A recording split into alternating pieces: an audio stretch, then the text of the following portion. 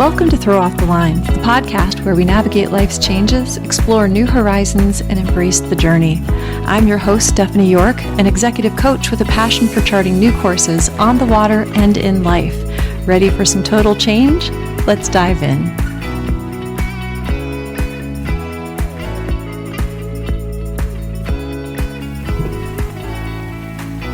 Hi there, and welcome to my ADHD and injustice sensitivity podcast episode.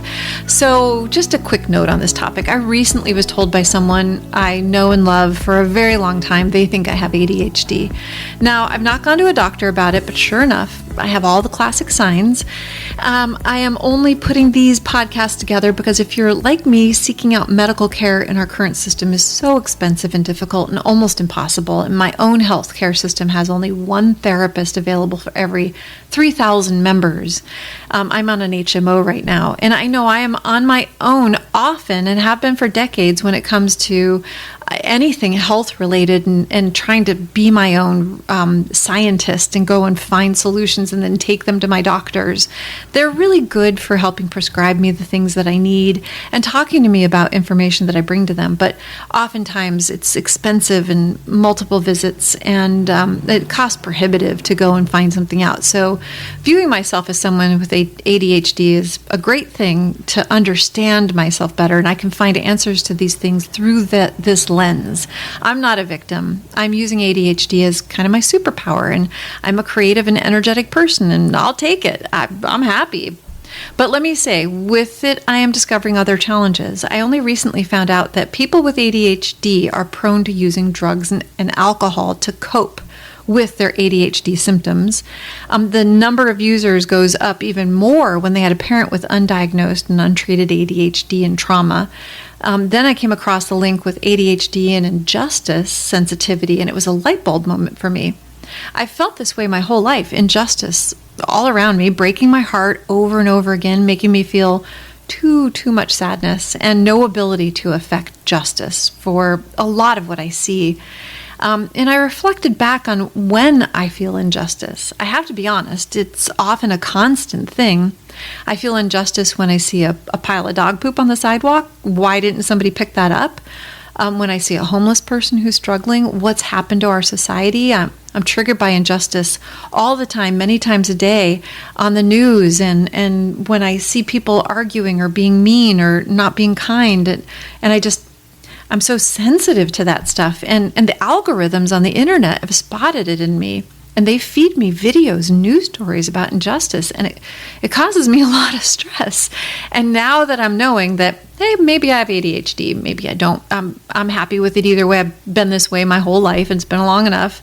But being able to acknowledge that I might have an injustice sensitivity explains a lot in my life and how I've processed it and dealt with it and the stress it's caused me.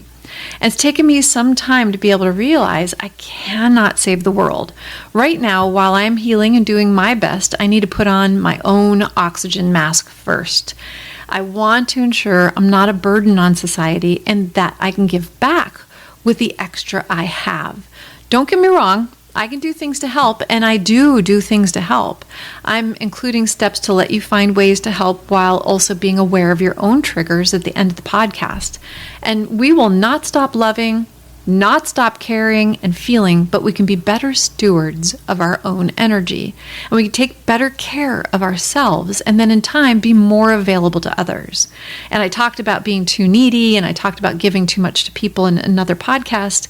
And we have to be more cognizant of how well we are when we're trying to help others. So this is such a big, important topic to me. In my coaching and shares, I am seeing a lot of people triggered and left to feel helpless with the avalanche or the tsunami of injustices. I have full conversations. I just went to an event yesterday, met a guy I'd never met before, and within I open myself up to this because I'm very friendly. Within 5 minutes, he starts telling me about a 20-year problem he's had at the condo apartment building he owns in. His HOA was taken over by a person who was really nasty and vindictive. And then he told me all about his cancer surgeries. And I mean, it was a lot, but this guy is still carrying around injustice with him of something that he has no power over. And I know how personal it is, but 20 years worth of this. So if you're triggered by injustices and you're carrying them around with you and you're trying to move past it, maybe this podcast can help you make early steps in that. So today I just want to talk about what the symptoms of ADHD are a little bit, how to notice them in yourself, and ways to handle the injustice triggers in your own life. So maybe not even ADHD, no self-diagnosis, but if you're triggered by injustice, and that's all over the internet right now. It's actually what people are selling YouTube channels with and getting clicks for is this Karen did this and this person did that. And, I'm not a doctor. And if you see any of these are real big problems in your own life, please seek out professional help. Always find someone to help you get through things. Awareness is half the battle. Do not use this as a diagnostic tool. It's just a podcast, and I am not a doctor, so please keep that in mind. So symptoms of ADHD and adults that struggle with the possible versions of it, and there's so many categories of ADHD. It can often result in, missed deadlines, difficulties with finances, problems maintaining relationships. And here are some specific areas of struggle. So if you struggle with some of these, it might help explain why you feel injustice so deeply, because you're very reactive to it. So let's talk about attention and focus. You have difficulty concentrating, difficulty get easily distracted and you zone out. So this could be you. You might want to go online and do some research. Organization and time management, you struggle with planning and prioritizing and staying on task. Impulsivity, make snap decisions without considering consequences. And this can often impact finances, it impacts your relationships, it impacts work. Again, we talked about ADHD and people who use substances as a coping mechanism for their struggle. And oftentimes we can be very impulsive, and when we're using substances, we will absolutely impact our finances and our relationships, and we will make decisions under the influence of substances that will often bring massive consequences to our lives. If you potentially have ADHD, you have emotional regulation issues, difficulty managing your emotions, leads to mood swings and irritability and difficulty coping with stress. So if you're seeing injustice and you're triggered by it and you're sensitive to it, it's only going to add to the difficulty managing your emotions. And then executive function. If you have ADHD, you're challenged with tasks like planning and organizing and completing complex projects. There's also hyperactivity. You feel restless and fidgety. You are forgetful with memory issues, difficulty remembering appointments, tasks, details. You have social interaction issues. You have difficulty with social cues. So a lot of people would say Aspergery or sociopath when you don't have any social cues. But if you have ADHD, you might be functioning every other way, but you still don't see social cues. And it leads to misunderstandings and challenges in building and maintaining a relationship. So cut yourself some slack. This is all about take it easy on yourself. Take it easy on the world. Take it easy, pretty much. Deep breaths.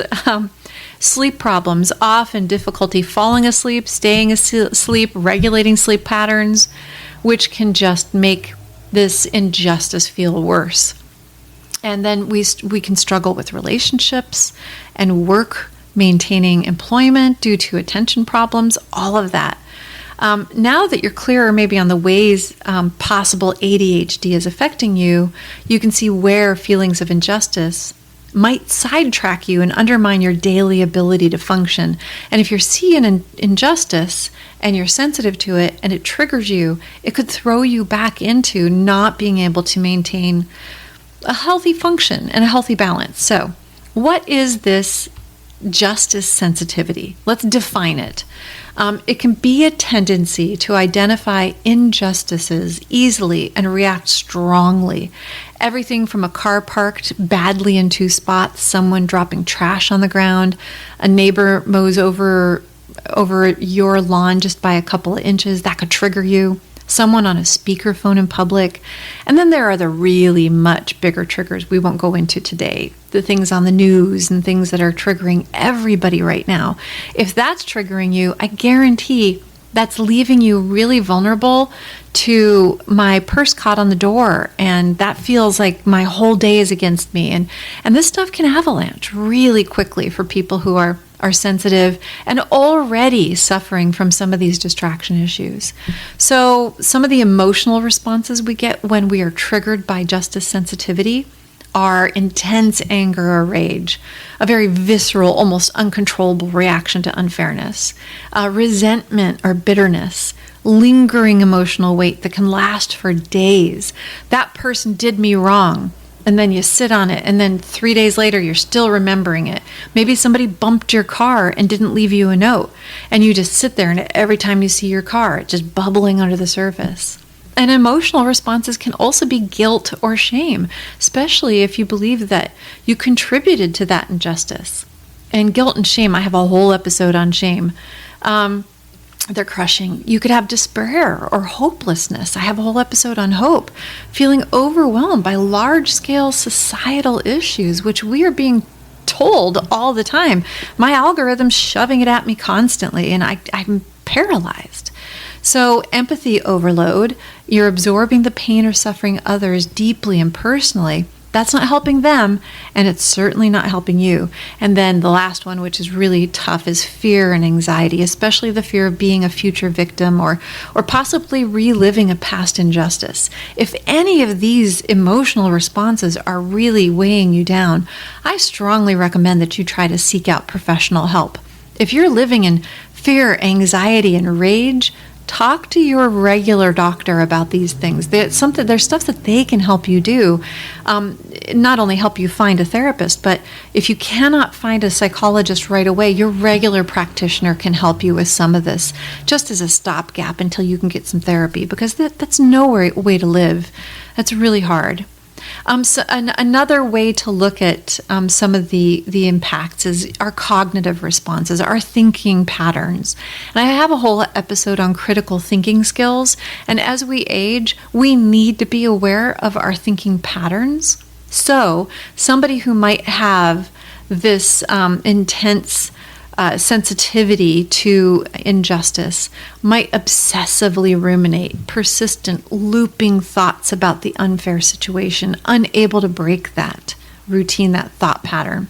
And black and white thinking, you seek out people or systems as all bad or all good, and that's happened because of the political partition in our country, where we're all one side or the other, which isn't the case, but we're being made to feel that way.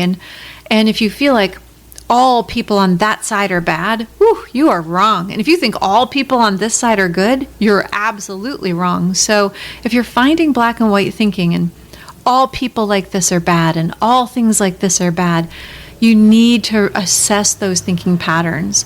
And then if we hyper-focus on the injustice, difficulty thinking about anything else, it feels resolved. That's a thinking pattern that's really, really horrible for you. And then there's moral absolutism, believing there's only one right or just path.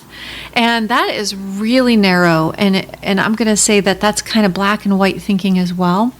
And you have a sense of moral duty, feeling personally responsible for fixing the wrong. And we all know those people. They're bullies. And they try to force their moral code on the rest of us. And if you are finding that you're holding out this thing and you're going to force that person to do what you want them to do, especially when so many of us live on top of each other, really assess your thinking patterns. And if things are sitting with you for too long, you really need to think about ways to handle this. I've got some steps later on, but not for the heavy duty stuff that doesn't go away. You need to talk to a professional for that. And then if you have a complete distrust of authority or systems stemming from repeated invalidation or betrayal, That's a thinking pattern. Some of it is well-founded. There are groups in our society that have been targeted and should feel betrayed and should feel not safe in certain systems of authority. And if you keep getting repeated invalidation and you keep getting harmed by a system, that's a valid thinking pattern. But if you have a distrust of authority or system simply because somebody told you to, then you might want to think your pattern through again. And then there's behavioral responses like confronting or calling out the wrongdoer, sometimes impulsively or aggressively. We've had pent up injustice sensitivity. I lost this to somebody and somebody stole this and somebody dinged my car. And this builds up. And then I'm watching videos and I'm watching the news and I've got some podcaster I listen to who's just riling me up. All of this builds up into a trigger so that when you bump your shopping cart into somebody at a grocery store, you just vomit out all this hatred and anger impulsively. And that's confronting or calling out a wrongdoer. You bumped carts. And we have to really make sure that we are processing our injustice feelings and processing despair or hopelessness and not overwhelming ourselves so that we don't have these aggressive outbursts. And if you're advocating or defending others, even when it's not safe or strategic, that's a behavioral response. It's okay to jump in if you see an injustice. Just before you jump in, make sure it's a situation that needs your help. And then assess what you can do to help. If it's videotaping a situation that you feel needs to be recorded, do that. But if it's something that is not your problem, do not feel like you have to jump in. That's a behavioral response that can get you into a lot of trouble. Avoiding situations or people. If you're avoiding things because you feel so much overwhelming injustice in the world, you may be suffering from isolationist, depression, things like that. Talk to your primary care physician. And then there's self-sabotage, hurting yourself, taking impulsive action, like you are feeling a sense of injustice, so you quit your job, you end a relationship, or you publicly vent without a plan. That's impulsive behavioral response to an injustice sensitivity. So start to, do some of the actions that we have, but start to recognize where you're feeling injustices are coming from. And let's really tackle some of those so that you can break them down, diffuse them, cut them into little pieces, throw them in the garbage so the sensitivity isn't so bad. So when you go so far that you do a lot of these actions and these impulsive behaviors, you're not helping anybody. You're harming yourself more and possibly harming others.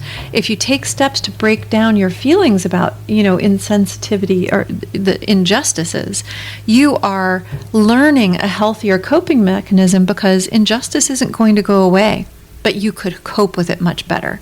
So the ADHD brains have a heightened emotional response and emotional intensity and dysregulation anyway. So with that emotional intensity and seeing injustices, they often dysregulate. And that refers to experiencing emotions more strongly than average and having difficulty managing or controlling those emotional responses. And people with emotional dysregulation may feel overwhelmed by their emotions and then react impulsively or struggle to return to a calm state after being upset.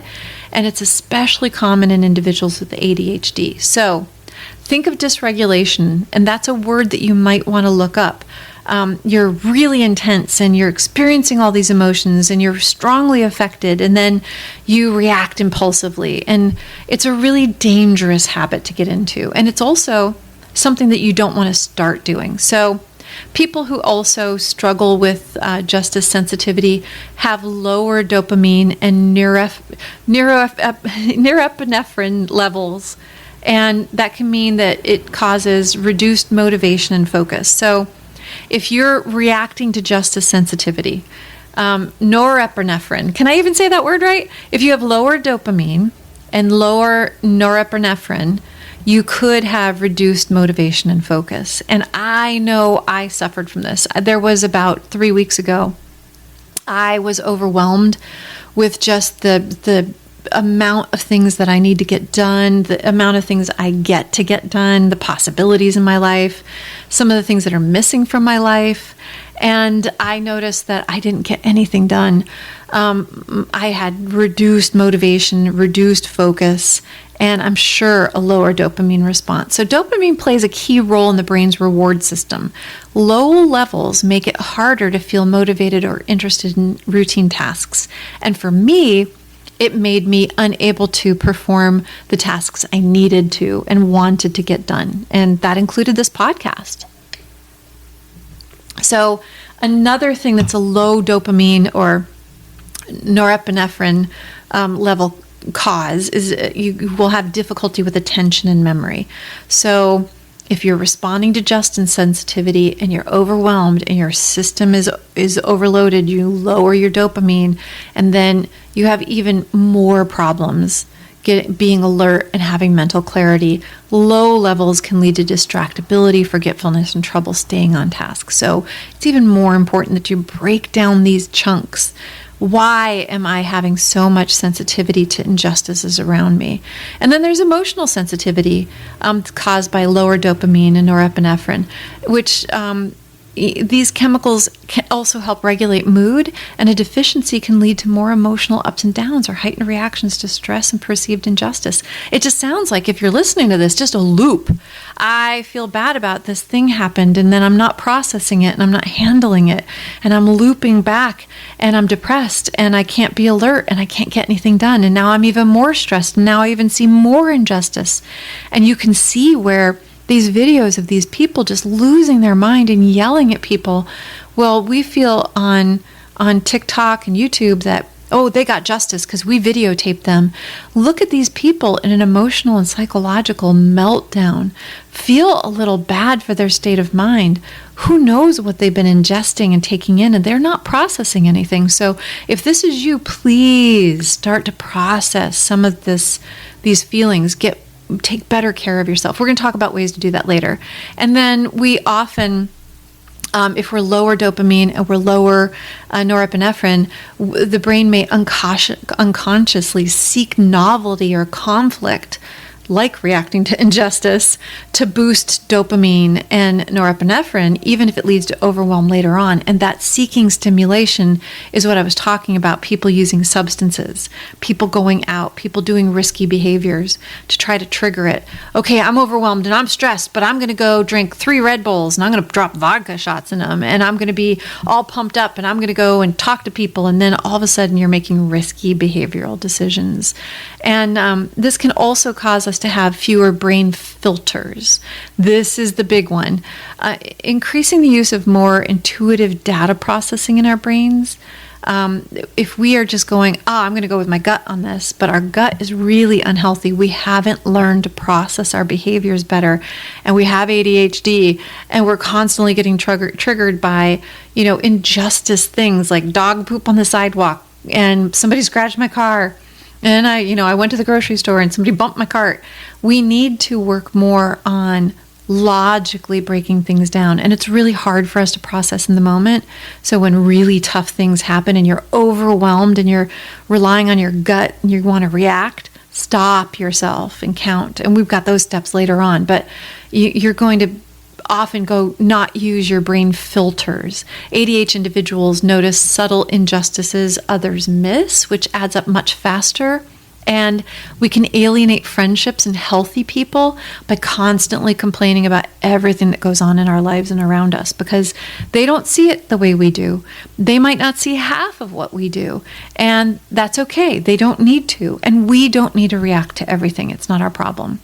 So personal experiences of injustice are a completely different category here.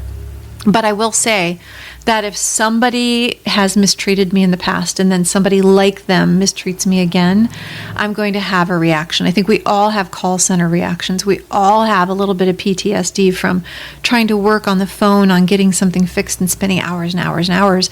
We will often go in to a call center call trying to fix something with an injustice sensitivity preset on high. And then those repeated experiences of being misunderstood or punished unfairly or treated unequally growing up, or experiences through these call center things, we're not able to leave a situation and able to see it clearly because we're in it. So you've got to reset your brain and learn better loops. If you've had childhood trauma, and this is for ADHD sufferers or anybody, you can often cause a loop that you struggle to get out of. And if you've ever been in a situation where all control was taken away from you, I've been in those. I've been controlled by people, situations, lack of money, my status in the world. It's very scary. It's very frustrating. It feels really unjust. And unless you process that, you will revisit those things in your adulthood. So this leads me to quick pop psychology assessment. Yes, it can lead to an emotional toll. And not dealing with your ADHD or not dealing with your injustice sensitivity. You don't have to have ADHD to have injustice sensitivity. I just think people, what I've been reading, and it popped up for me when I was studying sort of ADHD stuff and recovery topics, because I'm coaching a lot of people on recovery. It goes on to show that if you are working in a really frail injustice sensitivity framework for yourself, it leads to exhaustion and overwhelm and despair and feelings of worthlessness and hopelessness. But there is an upside to having this problem as well, which I want to recognize, because I notice that there are a lot of unfeeling and uncaring people out there, and I'm the opposite of that. I'm not going to change me. But the upside of being this person is you have a lot of empathy. You have an intuition that less caring people don't have. Trust that intuition. You can see less caring people a lot more quickly than they can see you. And then you also have a moral clarity. Thank goodness you feel injustice in these things, because you are very clear about what right and wrong is in the world. As long as you're not sticking so hard to the black and white, like you're only right. And if you feel that you're the only one that's right, but you're trying to find some clarity through it, again, I'm going to have some exercises. If you're often driven to make the world better, you are the ones who can make incredible advocates, incredible leaders, and healers. You might have seen a lot of injustice in your life, but that gives you the power to have felt it. And when you go and you talk to people and you try to lead them, I'm coaching people all the time. And when we see an injustice, how do we process that? And if it's really close to our heart, how do we help fix that? What do we do to make the world a better place? It isn't a flaw, I think, to have an injustice sensitivity.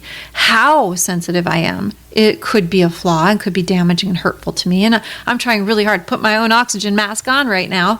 But it's a signal that change is needed. It's not a flaw. But if you're overwhelmingly triggered by injustice, it's a signal that you need to start working on some things. Let's look at all these things in your life that are difficult to work through as signals that I need to work on something. I really like that word, signal. You can make some changes that have helped me and might help you too. So we're going to dig a little bit further into that. I'm excited to talk. So here's a checklist that I created. It's an ADHD injustice sensitivity action checklist. That's a mouthful. But first, build self-awareness. We just said, if you're not aware that you're doing this, the first thing is to say, wait a minute, I jumped on that person. I am triggered sometimes. I yelled at the lady across the street whose little old dog was barking for 4 hours in the yard, which is unreasonable and insensitive of her, and how traumatic for that little dog. And I was walking dogs past her, and the dog launched itself at us and scared my dogs, and I just started yelling, and this poor little dog couldn't see. You could see it had little white eyes. And then after I yelled at it and yelled at her, I felt so bad. I walked on. I felt so bad. I carried it with me, still carrying a little bit of it with me, but it made me recognize, what did I do in that instance? I overwhelmingly reacted. What could I have done better? I could have gone and knocked on the door and said, can you not do this, or left her a note or something. I could have reacted less severely, and that made me feel bad. So we need to build self-awareness. Name the emotion. What am I feeling right now if you're feeling it? Identify the trigger. What injustice or unfairness set this off? And then ask, is this something I can change? Or do I need to let it go? And do I need to let it go for now or for good? These are really important topics. Is this something, that dog poop on the sidewalk, is this something I can change? Yeah, I can pick it up and throw it away. Do I need to let it go for now? Yes. The dog poop should not live with me the rest of the day. Did somebody bump into my car and I don't know where they are? Now I have a scratch on my car. It's not something I can change at all. And it's not something that I can do anything about. So I'm going to process my feeling right now about that and then set it aside, because there's nothing I can do. And believe me, it's taken me a long time to let go of stuff faster, but it's this work that I'm doing that's working so well for me. And it's being sober, not drinking at all, has really helped me process my feelings better. So the second thing I want you to think about in your checklist is regulate emotions in the moment. Use grounding techniques. This is classic. Counting back for a sensory check-in. 5, 4, 3, 2, 1. Whew. Take a deep breath. 5, 4, 3, 2, 1. Take 5-minute movement or breathing break. Delay reaction. Wait 10 to 30 minutes before responding or acting. That's an injustice. Maybe you're at work and somebody did something to you and you perceived an injustice and you launch a quick email to them. No. Take 10 to 30 minutes. Write the email the way you're feeling. Set it aside in a draft. Write it down on paper. Set it aside. And then wait before you respond. Regulate your emotions in the moment. Give yourself time to step past the initial reaction. As you do this every single time, you build your strength to do it in the moment. So number 3, process the injustice constructively. So journal or voice record your thoughts to release mental pressure. Talk out loud to yourself. I talk to myself all the time. Anybody who's ever been around me knows that my best friend is me, and I talk to myself all the time. Talk it out with a trusted friend, a coach, or a therapist if you're still holding on to it. What happened? How did you see it? Was it real or perceived? Was there anything you could do about it? How are you going to let go? Can we write it down on a piece of paper and burn it and throw the ashes away? Can we do our meditation across a river and put it down in a little leaf and let it float away? Do you have a mental baseball bat to just pop it out of your mind? And then reframe it. What does this reaction tell me about my values? Are my values too black and white? Am I reacting to somebody who did something that's perfectly normal, but it's upsetting to me? I need to really look at whether my values are too strict, and am I overreacting, and how can I handle that? So number 4 is reduce your overwhelm. So set boundaries with news, social media, all of that intake. And I do. I go and I reprogram my social media if too many things are popping up. I've taken recently to just watching children's cartoon movies. I think Moana's next on my list because I just can't take dark TV shows and movies anymore. And then limit your exposure to injustice triggers like online arguments and toxic people. Don't go on YouTube or TikTok or any of those and watch, oh, this person forgave themselves or Karen blows up. And I don't even think those are a thing anymore, but poor people named Karen. It's really, limit your sight of these things that are going to be triggering for you. And if you're really attracted to them, really sit with that for a minute. How much of your social media you're ingesting is about people being punished and people being told off and people getting in arguments, because that is just feeding into that really unhealthy cycle inside of yourself. And then the next time you see an injustice, small or big, you're going to react because you filled up that bucket of anger and injustice. And you need to empty that bucket out, because real injustice needs our action. It doesn't need us to react to the neighbor who did something wrong, or the little puppy that doesn't know that it's barking and it's not supposed to be. So, limit exposure. Use visual tools like calendars or task lists to stay anchored in the present. A lot of my people are suffering from inattention and a lack of focus, and we are talking about ADHD people.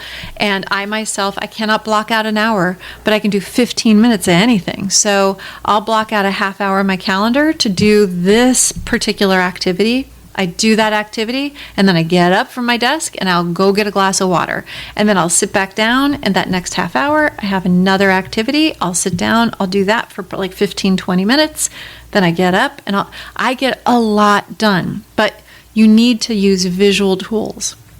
All of my social media is on a shutdown timer on my phone, and that has helped immensely. So number 5, channel your energy into action. If you're really upset about things, start doing something about it. Choose one small action to restore justice. Get a petition. Donate to a cause. Share a resource. Share what happened to you online, but then give a thing to do to act on that. If you see dogs being mistreated, volunteer at your local animal shelter or get involved with a cause that aligns with your values. Whatever it is, volunteering and being of service is so rewarding, and it really helps us not be angry at society. It helps us feel like we're a part of a solution. And then celebrate your small wins. They count too. If something happened to you and you didn't react, feel really good about that. Really embrace yourself and be joyful that you were able to experience it that way. And then say, you know what? I'm going to start walking around the neighborhood with a little trash bag and putting trash in it because I'm sick of all the trash around here. I pick up trash all the time and throw it away when I'm on my walk.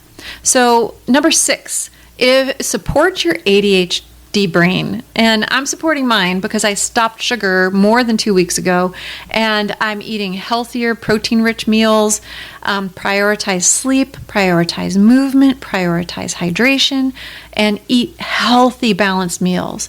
And then start to explore therapy, explore coaching, and ADHD-focused support groups. No matter who you are, whether you've been diagnosed with ADHD, whether you feel a little bit like it, whether you're just defocused, or whether you're overwhelmed by everything that's been coming at you, look into therapy and coaching. I'm a coach, and I help my clients with refocusing. And if an injustice happens, we talk about it. I don't let them dwell on it too long because sometimes we get into a complaint cycle.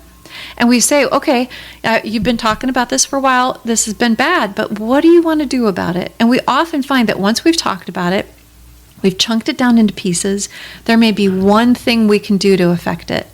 But oftentimes we don't have to do anything. And then lastly, consider medication if it's recommended by a professional and stay on it for a while to kind of get balance back in your life, and always follow the recommended professional diagnoses and medications. I'm not here to tell you to go off of any of that. And then number 7, practice self-compassion.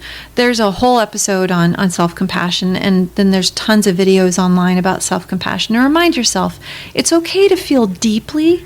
That's a part of who I am and who you are. But forgive yourself if you overreact and get stuck. I forgave myself for yelling at that dog, and I still feel bad about it, but I'm not dwelling on it. It hasn't stopped me from anything. And I'm going to journal about things that bother me and acknowledge that justice sensitivity can be a strength, not just a struggle. So let's run through those 7 things one more time. Things that you can do. Build self-awareness. Regulate your emotions in the moment. Process the injustice correctly and constructively. Reduce your overwhelm. Don't take in so much energy and information. Channel your energy into action and support your ADHD brain, and then practice self-compassion and love. Being this way, being empathetic and caring, is a strength. It's not just a struggle, but it's a superpower.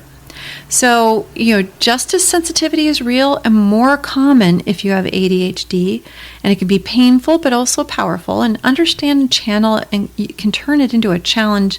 And being a gift, and you are a gift. You are worth understanding. So please know that I'm not a doctor, never said I was. I'm a scientific thinker, and I'm finding out about me and my life and what's causing me pain and stopping me from living a purposeful, loving life. And if you're feeling beyond your own help, ongoing depression, or anything you need help with, please reach out to a professional, a mental health provider, and even your regular doctor, and they can help. And call a support hotline or seek a support group. Do not go through this alone if it's too much. So, do you see yourself in today's episode?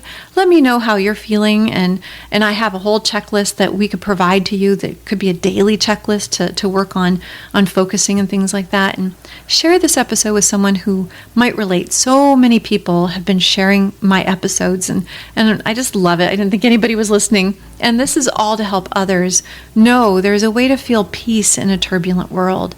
And if I'm going through it, other people are going through it. I'm just a woman who's, in her late 50s and processing love and past traumas and things and trying to do it out loud so that maybe I can empower somebody else to do it for themselves. And it is possible, and you're worth all of the effort.